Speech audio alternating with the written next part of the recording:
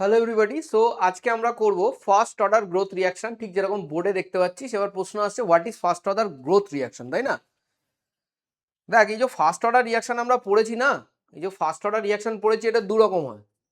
ঠিক আছে, একটা হয় ডিকে আর একটা হয় গ্রোথ। এই ডিকের এক্সাম্পলটা হলো রেডিও অ্যাক্টিভিটিতে থাকে, যেটা তোরা পড়ে থাকিস যদি মেন্সের সিলেবাস অথবা নিটের সিলেবাস দেখি, তাহলে সেটা তোরা পড়ে থাকিস কিসে?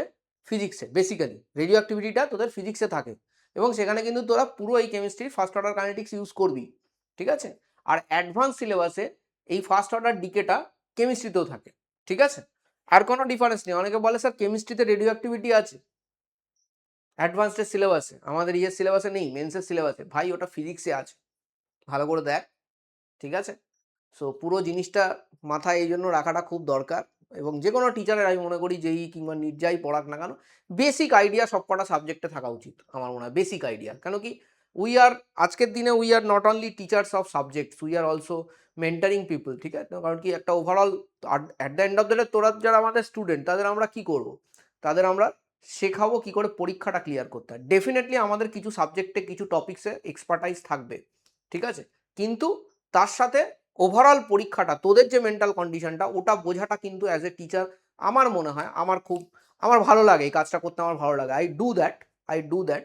হ্যাঁ, শুধু আমি বায়োতে একটু স্ট্রাগল করি, তবু মাঝে মাঝে কিছু কিছু জিনিস কিন্তু বায়োরও আমি মাঝে মাঝে এর ওর থেকে জেনে একটুখানি জ্ঞান দিই। ঠিক আছে, জ্ঞান দিই মানে জ্ঞান দিই না, how to approach that subject sometimes is necessary. কারণ কি ওই সাবজেক্টটাও কিন্তু আমার সাবজেক্টকে এফেক্ট করে। আমি বায়োতে কতটা টাইম দেবো সেটা কিন্তু এফেক্ট করবে আমি কেমিস্ট্রিতে কতটা টাইম দেবো। কোথায়? পরীক্ষায়। তাহলে পরীক্ষায় যদি টাইম দিস, তাহলে কিন্তু তোর সপ্তাহের পড়াশোনার মধ্যে ওই টাইমটা ইম্পর্টেন্ট। ঠিক আছে, চল শুরু করি টাইম ওয়েস্ট না করে। তাহলে radioactivity is an example of first order decay kinetics. ঠিক সিমিলারলি ফার্স্ট অর্ডার গ্রোথ কাইনেটিক্সও একটা হয়। এটার এক্সাম্পল হচ্ছে হলো, লেখ, আমি এখানে লিখছে এক্সাম্পল ব্যাকটেরিয়াল গ্রোথ। তো ওটা ফিজিক্সে থাকে, কোনটা? Radioactivity. আর ব্যাকটেরিয়াল গ্রোথ কোথায় থাকে? এটা বায়োলজিতে থাকে, তাই তো? বাট হ্যাঁ, এটার কোনো ক্যালকুলেশন বায়োলজিতে থাকে না। বাট যারা বায়োকেমিস্ট্রি মনে হয় বায়োকেমিস্ট্রিতে থাকে মোস্টলি, যারা পরের দিকে পড়াশোনা করে তাদের কিন্তু এই কাইনেটিক্স ফাইনেটিক্স এগুলো কিন্তু লাগে। একদম ক্লিয়ার কাট বলছি, এগুলো কিন্তু লাগে। ঠিক আছে, এবং ইন্টিগ্রেশনও তাদের থাকে। ঠিক আছে, যারা করে এগুলো তাদের জিজ্ঞেস করতে পারিস যে আমার এক স্যার বলেছে, মিথ্যে বলেছে না সত্যি বলেছে, জেনে নিবি। এনিওয়েজ চলো, ব্যাকটেরিয়া কি করে, একটু ব্যাকটেরিয়া খেলি। সো ব্যাকটেরিয়া কি করে, এরকম একটা ব্যাকটেরিয়া ধরো অ্যামিবা আছে, এরকম একটা, ঠিক আছে, কী সব থাকে ওদের মধ্যে। এটা কি করে, কিছুক্ষণ বাদে এটার একটা ফিশন হয়, ফিশন হয়ে একটা ছোট ছোট ছোট ছোট দুটো অ্যামিবা তৈরি করে। এই মালটা মরে যায়, মরে গিয়ে এই দুটো তৈরি করে। তাহলে বেসিক্যালি কি হলো, এ গিভস টু এ, তাই না? এইটা হলো, পড়েছিস না এগুলো? বাইনারি ফিশন বলে এগুলোকে, পড়েছিস আমি জানি। দেখ, যাদের 11-12 নেইও তারাও কিন্তু এটা পড়েছিস, ক্লাস 9-10 বায়োলজিতে পড়েছিস, বেসিক বায়োলজিতে এটা পড়েছিস। তো ফাইনালি আমার রিয়াকশনটা ইম্পর্টেন্ট এখানে। তো রিয়াকশনটা হলো এ গিভস টু এ। আগের কেমিস্ট্রিটা বোঝ। দেখ, টি ইজ ইকাল টু যদি জিরো থাকে, ঠিক আছে, টি ইজ ইকাল টু যদি জিরো থাকে, তো অরিজিনাল কনসেন্ট্রেশন আমি ধরলাম এ। ঠিক আছে, চল, অরিজিনাল কনসেন্ট্রেশন এ, এটা কত? জিরো, কারণ কি এই সময় তো তৈরি হয়নি। এবার ধর টি ইজ ইকাল টু টি হলো, এর মধ্যে কিছু সংখ্যক ব্যাকটেরিয়া ভেঙে গেছে, সেই কত, ধর এক্স ব্যাকটেরিয়া ভেঙে গেছে, তাহলে এটা কতগুলো আছে? এ মাইনাস এক্স। ঠিক আছে, তাহলে এখানে কেমিস্ট্রি অনুযায়ী ভাবে এবার, তাহলে এখান থেকে যদি এক্স রিয়াকশন করে তাহলে এখানে কত হবে? 2x হবে। ঠিক, এত অব্দি কেমিস্ট্রি অনুযায়ী এভরিথিং ইজ ওকে। এরপর একটা জিনিস আছে, যেটা হলো, যেটাকে আমি বলি basic sense, basic knowledge, basic IQ. সেটা কি? সেটা হচ্ছে, এখন যদি তোকে জিজ্ঞেস করে যে অরিজিনালি এর কনসেন্ট্রেশন কত ছিল, তুই বলবি এ, অসুবিধা নেই। ফাইনালি এর কনসেন্ট্রেশন কত ছিল, তুই অনেকেই বলবে, তুই কি বলবি আমি বলছি না, বাট অনেকেই কি বলবে? এ মাইনাস এক্স। ভুল। কেন? আরে ব্যাকটেরিয়া মরে গিয়ে তো আরো দুটো ব্যাকটেরিয়ার জন্ম দিয়ে গেছে ভাই।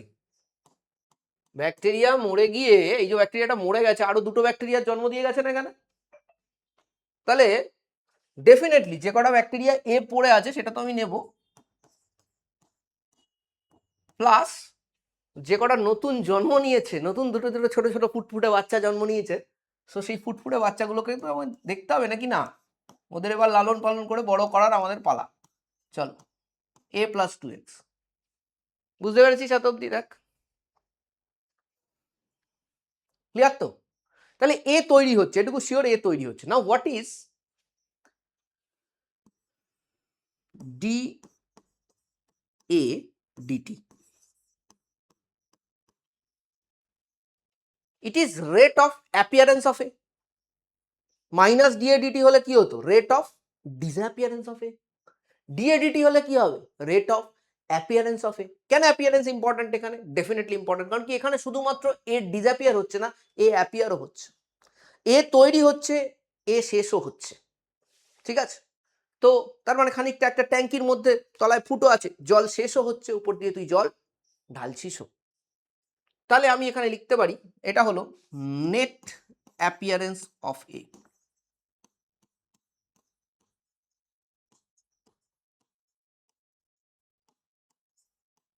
নেট অ্যাপিয়ারেন্স অফ এ মানে কি?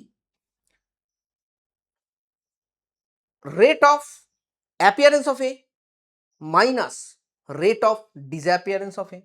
তাহলে আমি কি লিখতে পারি?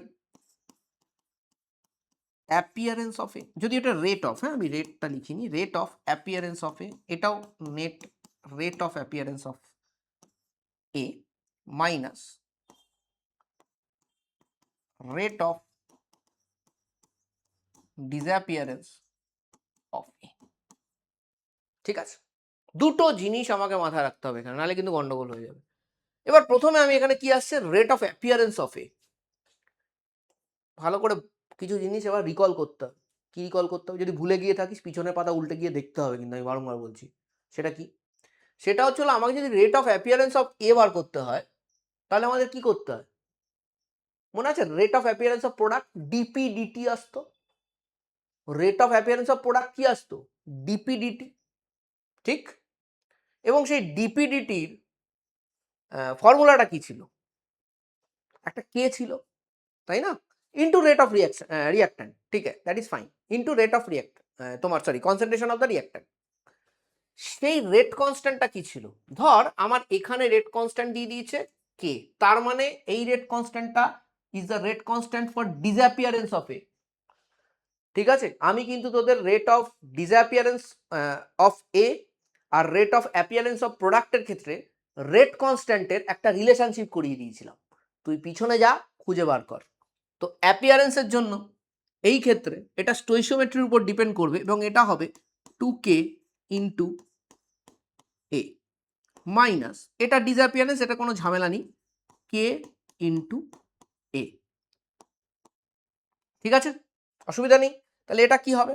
এটা হবে কে ইন্টু এ। ডান। যাদের যাদের এটা বুঝতে অসুবিধা হয়েছে, আমি বারংবার বলছি গো ব্যাক করানো আছে, you have to go back. ঠিক আছে, আমি আরেকবার করিয়ে দিতে পারি, কিন্তু আমি চাই তুই একবার খেটে খুলে দেখ, কারণ কি তাহলে তুই আর ভুলবি না। ঠিক আছে, হলো এটা। এবার পজ করে দে, পজ করে দিয়ে ওই কাজটা আগে কর। DA by A is equal to লেখা যায় কে ডিটি। এবার দুই দিকে ইন্টিগ্রেট করে দে। এটা হচ্ছে হলো 0 থেকে টি, আর এটা হচ্ছে হলো এ নট থেকে এটি। ঠিক, তাহলে কি আসবে? এখানে আসবে লন এটি by A naught is equal to KT. আমি থার্ড ব্র্যাকেটটা দিচ্ছি না, যদি ওটা ইনকারেক্ট, অ্যাক্টিভিটি বোঝানোর জন্য থার্ড ব্র্যাকেট দেওয়া উচিত। ঠিক আছে, তো এখান থেকে তুই টি ইজ ইকাল টু কি পেতে পারিস?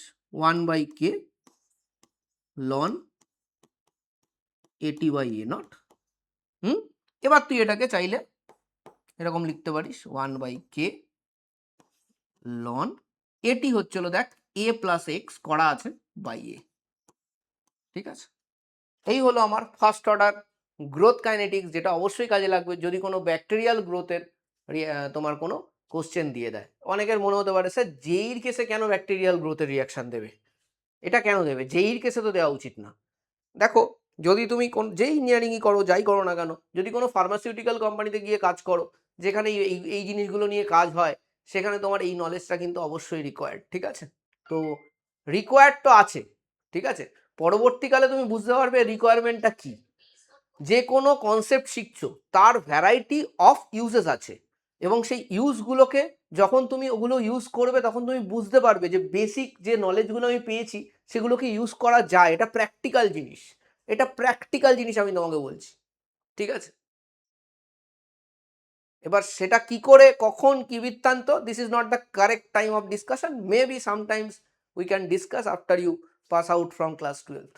ওকে, থ্যাংক ইউ ভেরি মাচ। ছোট্ট লেকচার ছিল ফার্স্ট অর্ডার গ্রোথ রিয়াকশনের, আশা করি সবাই বুঝতে পেরেছো।